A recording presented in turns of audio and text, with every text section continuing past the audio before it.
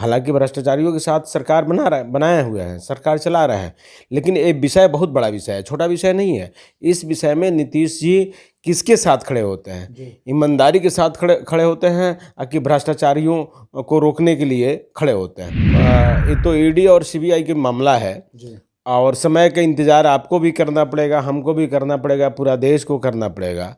लेकिन आप इतना ही जानिए कि अगर मीठा जहां होता है वहीं चींटी जाती है, जहां गलत हुआ है वहीं ईडी और सीबीआई जाता है। नमस्कार, न्यूज़ फाउंडेशन देख रहे हैं आप। मैं हूं आपके साथ धीरज सिंह। उप मुख्यमंत्री तेजस्वी यादव को 25 मार्च को सीबीआई हेडक्वार्टर में पेश होना है। उससे पहले आरजेडी नेताओं द्वारा मांग की जा रही है कि बिहार में ईडी और सीबीआई की बैन होने का कानून प्रस्ताव पास होना चाहिए। हमारे साथ हैं बीजेपी सांसद सतीश चंद्र दुबे जी। सर, आरजेडी नेताओं द्वारा मांग किया जा रहा है कि अन्य राज्यों की तरह बिहार में भी ईडी और सीबीआई को बैन लगाया जाए। ये तो देखिए नीतीश कुमार के ऊपर डिपेंड करता है। चीफ मिनिस्टर नीतीश कुमार है, उनके लिए बहुत बड़ा कसौटी है कि अब सही के साथ खड़ा होते हैं कि भ्रष्टाचारियों के साथ खड़े होते हैं इस विषय पे।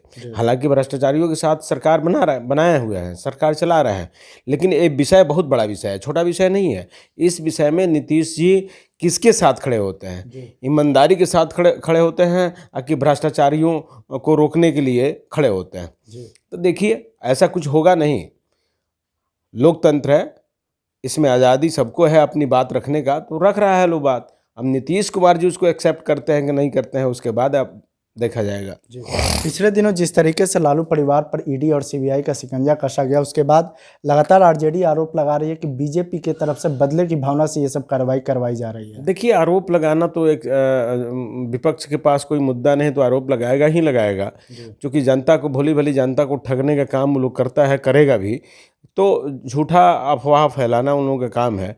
लेकिन एक ही बात हम पूछते हैं कि अगर ऐसा गलती नहीं हुआ है तो फिर ईडी और चाहे सीबीआई क्यों जांच करेगा? और उनका इतिहास आप उठा के देख लीजिए लालू जी के परिवार को, कि जब मौका मिला है तो चाहे वो चारा घोटाला हो, चाहे अलकतरा घोटाला हो, तरह तरह की घोटाले हुई हैं। तो रेलवे में भी ऐसा हुआ है। ईडी की ओर से भी पिछले दिनों कार्रवाई की गई थी, तब तेजस्वी यादव पर कहा गया था कि 600 करोड़ का करीब घोटाला है। लेकिन तेजस्वी यादव तो कहते हैं कि 2017 में भी 8000 करोड़ रुपए का घोटाला सामने आया था, उसमें भी कुछ नहीं हुआ था। इस बार भी कुछ नहीं हुआ, केवल बीजेपी को खाली हाथ लौटना पड़ेगा।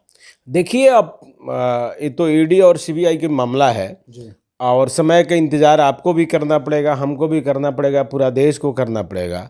लेकिन आप इतना ही जानिए कि अगर मीठा जहां होता है वहीं चींटी जाती है, जहां गलत हुआ है वहीं ईडी और सीबीआई जाता है। एक आखिरी सवाल है कि 2017 में महागठबंधन से नीतीश कुमार इसी मुद्दे पर अलग हुए थे।